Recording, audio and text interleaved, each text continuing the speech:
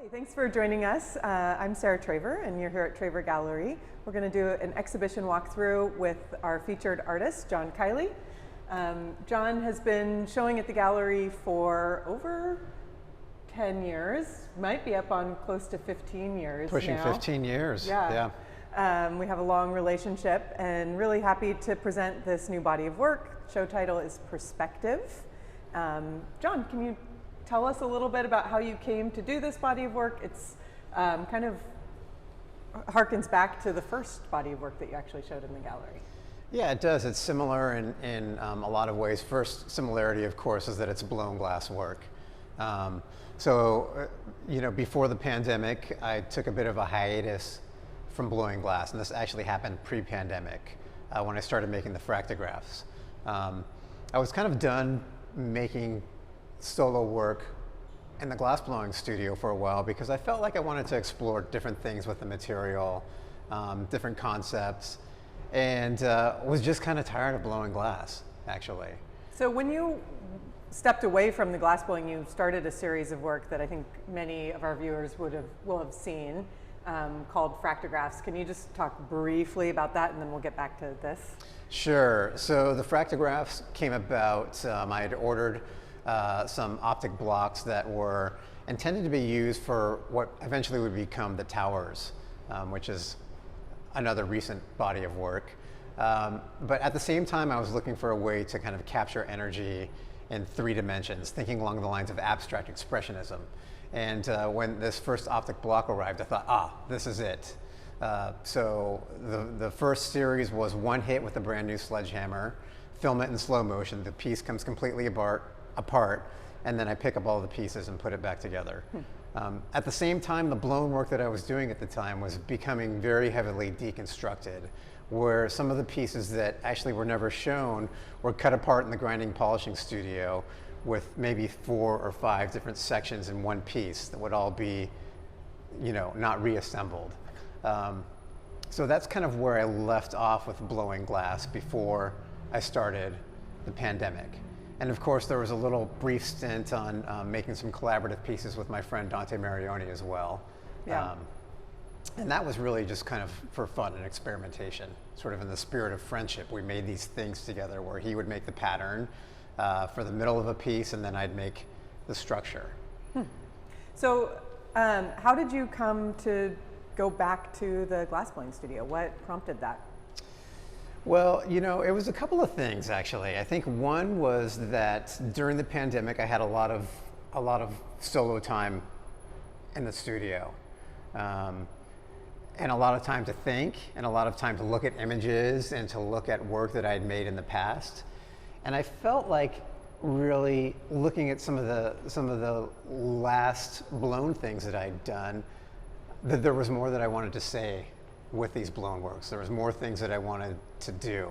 I felt like at that point they were starting to get a little more resolved, and I wanted to kind of continue that sort of visually and I guess conceptually.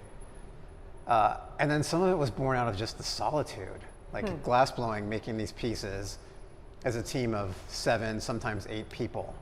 And I missed that kind of camaraderie and that critical dialogue and that community, really. That's interesting that just that isolation that we all experienced in the pandemic brought you to kind of want to go back into that team environment. Let's take a look at some of the details in this work, and maybe you can talk about kind of how you're making these pieces and what you're hoping to achieve with them. Sure, yeah. So the title of the show is Perspective, and really the idea is twofold, threefold. Where you're at in life, what's happening is all a matter of perspective. The scale of the pieces too, like if you look at an image on a screen, you have no idea what the size of the piece is. So that sort of perspective. But then also I wanted to kind of create this color field with pedestals that were all the same height, so that as you start at one part of this gallery and move through, you can't really tell the scale of anything. It's just a color field until you move up to each individual piece.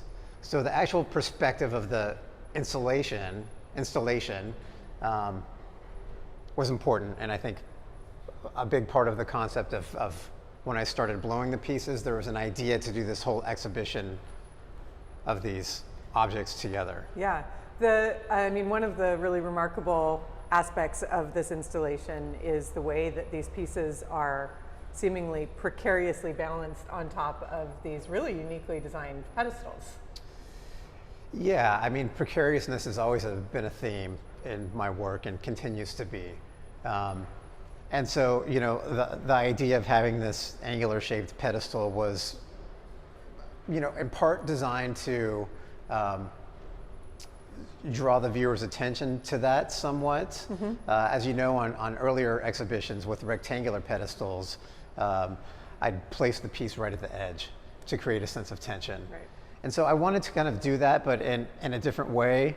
And also this idea of thinking about, you know, beyond the piece itself and having a three-dimensional way to cast shadows down onto the pedestal surface. So it was quite a process of you know, R&D and making models and you know, trying to develop this concept for the pedestals. It took a few iterations to get it right. Did you make them yourself? I did, along with my cousin who has a machine shop. But it was kind of fun. I got to run the 5-axis CNC machine, and my friend Bruce and I assembled all the pedestals and finished them. And so that was kind of fun too, doing something a little different. But if you'll notice, all of the pedestals are exactly the same height and more or less the same shape.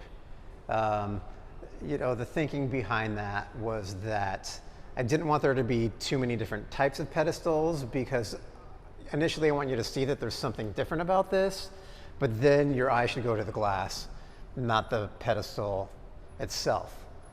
There's been a lot that's been discussed about this format of how we all display three-dimensional objects onto a rectangular box, and what can we do that's different, but you don't ever see anything different. So I just wanted to take the opportunity with this exhibition to change the way the work is presented, and you know, I don't know if that changes how people think of it in context of space and architecture, but that's the hope. I love the way that it brings the work up to eye level, so you can really encounter the pieces in a dynamic way. I mean, I think it's been really fun to watch people in this exhibition come up to the pieces, look through them, you know, notice the optical qualities, notice the sort of viewpoints through the pieces to other things, and the way that it changes. I mean, in a way, it actually really reminds me of how you used the Tower series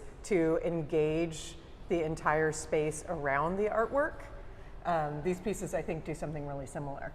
And I think certainly studying the California Light and Space movement in relationship to working on the towers and understanding that in general, there's certainly some influence there. You know, Fred Eversley is a light and space artist who essentially makes only one form, and it's a big parabolic lens that are cast in resin of different colors.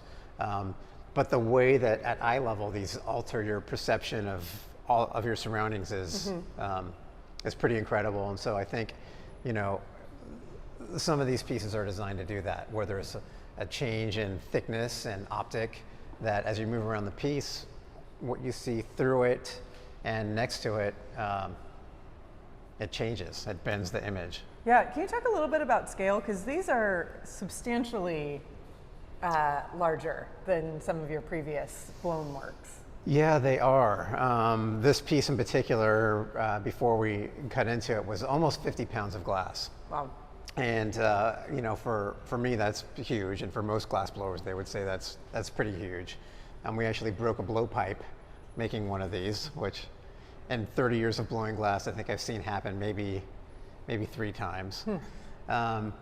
So, you know, part of wanting to make these pieces on a larger scale was hoping to kind of increase the presence of the work, where it's not considered necessarily tabletop object, but you know, sculpture that stands on its own, regardless of I guess, scale. I mean, not regardless of scale, because these are intentionally larger.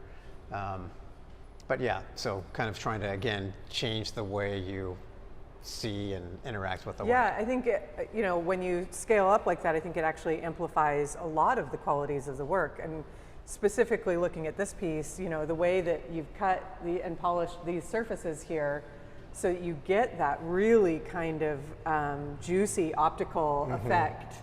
And I think that does happen in the smaller pieces, but again, bringing them up to eye level so that you really encounter it and can see just even more of that quality. Can you talk a little bit about process on these and how you're achieving this? Sure, yeah, so there's two parts of the process. There's the glass blowing process, and then there's the grinding and polishing process. All of these pieces are somewhat unique in my work in that they have 3 sections of glass that are put together hot. A lot of things I did in the past was made up of 2 different sections. So essentially you have 3 different colors in each one of these pieces. This particular piece has a red section, a purple section here in the middle, and then an orange section on the other side. So in the blowing process, the team is divided into 2 sections. One half of the shop starts one color, the red. The other half of the shop starts the orange color. In this particular case, I was working on the red side. No, I take that back. I was working on the yellow side, the orange side. And then there's a third section here, what I call a halo.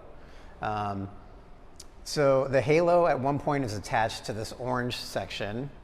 And then in the blowing process, everything is fused together and made into a big sphere. After the piece cools down, which takes 32 hours, it comes back to the studio. And then I study the piece and kind of figure out how it should be cut and draw on there for grinding and polishing. This particular piece has about 16 hours of grinding and polishing in it. I'm fortunate enough in that I work with some fantastically talented cold workers who do grinding and polishing. And this particular piece was challenging. This is, the thick optics section of here was all done by hand with an angle grinder.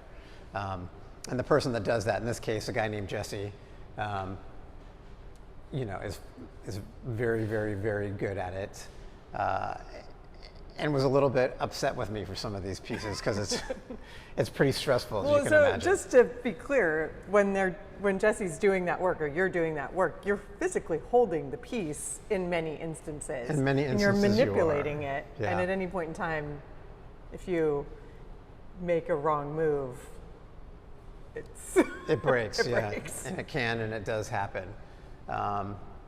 So, in the scale of these pieces too, it would be difficult to make them any larger than this just because of the physical process of grinding and polishing becomes harder, and the blowing process becomes harder.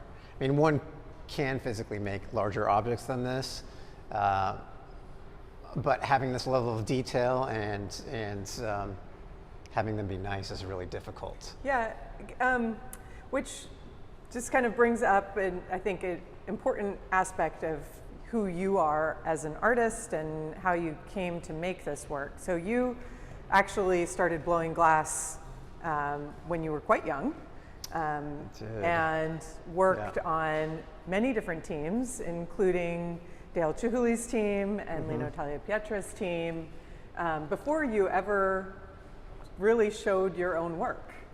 Can you talk about how those experiences kind of informed your artistic process and kind of the craft aspect of this? Sure. So, my first time blowing glass was in 1991. I was fresh out of high school.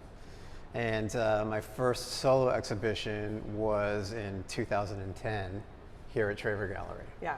So that's a lot of years before actually mounting an exhibition. And it was a very deliberate decision on your part. It was a very deliberate decision. I knew that glass blowing was technically difficult and very intensive, and I intentionally wanted to take time to study technique, to understand technique, for a couple of reasons. Number one, being able to do what I wanted with the material, and second of all, I knew I was interested in making more minimalist objects. So what I'm choosing not to do is just as important as what I'm choosing to do. One of my jobs working on Lino Tagliapietro's team was to do all of the gathering. And that was my second job on the team. The first job on the team was opening and closing the doors for the ovens. And I did that literally for 3 years. I stood next to the oven doors and opened and closed it as he was reheating the piece. But every time he was gathering, I'd be watching over his shoulder on how to do that. So something as basic as how do you gather the glass properly affects the overall quality of the piece. And so I would kind of hone in on these micro details of how to do things. Temperature, the speed of rotation in the glass, the angle, and kind of maybe get a little bit OCD about those things. The result is that I think most glass people would say that the quality of the material in the pieces is pretty dang high. I'm as picky as people get, I think. I've been told, anyway. I've been told by at least the people at the Museum of Glass, which is a double-edged sword. So yeah, I mean, technique plays into it, but I don't want it to be the focus of the work. Yeah, there's not a lot of ornamentation, there's not a lot of bravado in these pieces, but I think anybody with a discerning eye can approach this work and see that the level of craftsmanship, the attention to the material, the understanding of how glass works and how you can manipulate it to achieve certain effects is probably at the highest level. Well, I think if the craftsmanship is good enough on a piece, then you aren't really even discussing it at a certain point. You're just looking at the object. Yeah. I mean, yeah, human nature is like, how was it made, and kind of thinking about that. But certainly that's, to me, not what the work is about or what it ever was about. And I think, part of this whole thing about not blowing glass for a while was this idea of wanting to leave glass blowing technique behind and have other conversations. And I think if it hadn't been for kind of doing the fractographs and some of these other things, I wouldn't have had some of the conversations that I've had about these works and what I'm doing, like for the concept of perspective itself, for instance. So yeah, I mean, the downside of being picky is that to make this show, I think I lost about 40% of the work. Wow.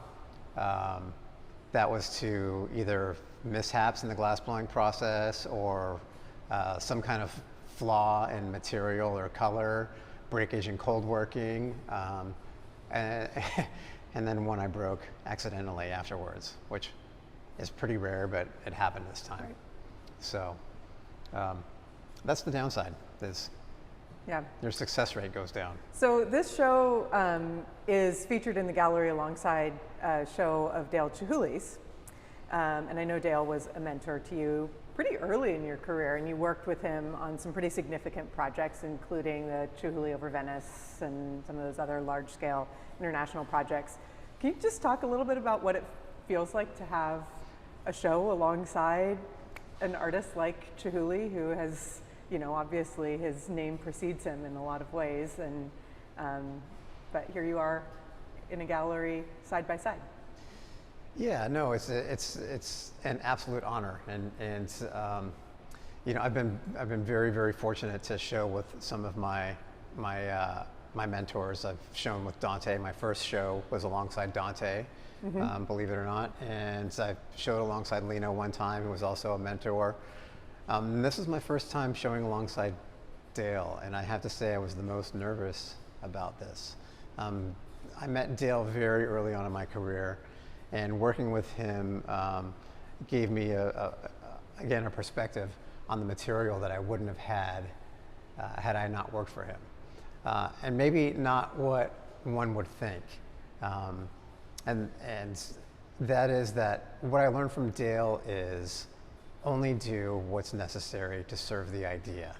Don't use technique for technique's sake.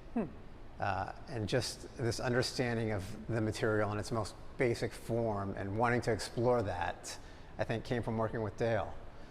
So I was pretty nervous about showing alongside of him. and honored Yeah. too. Yeah, well, it was really lovely at the opening to get to see him walk through your exhibition and spend time with the work, and I think share some really nice words with you. So. Yeah. He was very nice and very complimentary, and again, it was a gift really to be able to show with him. And I get a little choked up kind of thinking about it, because I spent a lot of time working with Dale and traveling around with him, and we had this moment over by the orange and red piece, and we were just talking, and he stopped and he looked at me and he was like, "Kiley, I'm proud of you." And it's just pretty cool. Yeah, it's very cool. And I think, for anybody who knows the glass community, really special to see, obviously this is a really tight-knit community and everybody is friends with each other. But there's also a lot of critique that goes along with that. There's a lot of inherent kind of judgment and sort of thinking about how one person stands up to another. And so I think in those scenarios, and then particularly in a gallery like ours where we do represent so many glass artists, to have an opportunity to put two really exceptional artists side by side who are doing really different work, but using the medium in such incredible ways. And then to see that relationship is, really special. Let's take a look at a couple other pieces, and then John, is there anything else that you want to kind of point out about this body of work, or? Well, let's look at this piece here in particular, because this is called Orchard, and this is a piece that I particularly like. Yeah. It's one of the more kind of simple pieces. It's one of the more simple pieces. It's funny because as it turns out, the pieces that I always like the best from shows, or I don't want to say like the best. I mean, we all have favorite ones children. that we like, favorite children that nobody wants to talk about. But this is one of the pieces that I would have in my own house. Yeah. And it's very subtle. I mean, the green's not subtle, but there's two slightly different hues of kind of gray, transparent earth tones there. And I just really like the transparency of the material. The form is just clean. So something about this one in particular speaks to me. Yeah, I love that as you approach it, it seems like a complete spherical form, and then there's this little subtle cutaway up here that gives you a window into the piece, and gives you, I'm going to say it, a totally different perspective. Sure, and it looks like it's going to be a spherical form from the front, but then if you come around the side, it's actually slightly oblong, just slightly ovoid in shape. It's almost like you see all of these intersections of circles. It's a really cool piece. And this edge too, just even on the straight edge, I like how it bisects the piece, and you just get that darker line there. Yeah, one of the things I love about your work is how much it continues to reveal to you over time. So even just having the show here for a month, right now we're in this terrible smoke, and so the light in here is very kind of flat and neutral, and the work looks completely different today than it looked a few days ago when it was sunny and bright. And then in the evening, here we are with these western facing windows, so we get this evening sun that comes in, and again, the work changes entirely. Or as you move around it, you start to notice different things, just as we did with the green and gray piece. You start to see how many different colors emerge just from the relationship of the three colors. Sure, this piece over here is actually maybe the perfect example of that. It took some time and experimentation to kind of develop this color combination, where as you move around this piece, I don't know, give me a count on the number of colors that you can see. And so you're telling me this is 3 colors of glass? This is 3 colors of glass, yeah. And so from where I'm standing right now, I see 1, 2, 3, 4, 5, 6, maybe 7 different colors. Yeah. Incredible. So again, this whole idea of perspective. And this is what glass does well, right? So get out of the way of the material is kind of part of the philosophy. Well, I think you've been enormously successful, and we're really thrilled to have the work here in the gallery.